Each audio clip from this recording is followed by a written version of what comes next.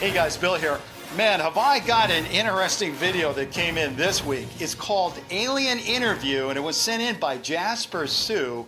And I got to tell you, I cannot make heads or tails of this UFO stuff. So I've got the king of UFOs on the line, Robert Kiviat, to help us figure out what is going on with this video. Hey, Robert. Hi, Bill. How are you doing today? I'm doing good. I'm being inundated with a lot of alien material lately, and you know me, I'm like, that's not my thing, so I'm relying on you. Did you take a look at this video about the alien interview? Oh, I definitely have, and I've been aware of this video probably for over 5 months. I'm amazed of how many YouTubers out there have tried to make sense of it. For all intents and purposes, it looks like an incredible piece of video.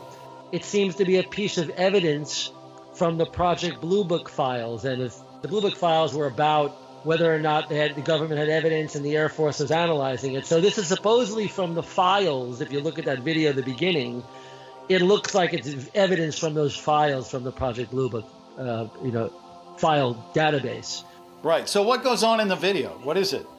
It looks like an interview with an alien creature, and the interrogator right away is a little hostile at the beginning. You can sense, because when the interrogator starts asking the questions and the alien appears to be able to speak English, doesn't seem to be any kind of decoding device of any kind. The interrogator says he wants to know where he came from, and he makes a reference almost like, "You better tell us or else," kind of thing. You know what I mean? There's something, almost like blocked out there, as if like maybe you said, "You better tell us or else we'll do something to you." Anyway, the alien seems to react pretty naturally and calmly to explain that the alien appears to not be an alien. It appears to be a human descendant from our future. Yeah, it's weird stuff. Let's just pause for a second. Just listen to a couple of lines of what these guys are talking about. So I take it aliens took over our future, right? So we're human.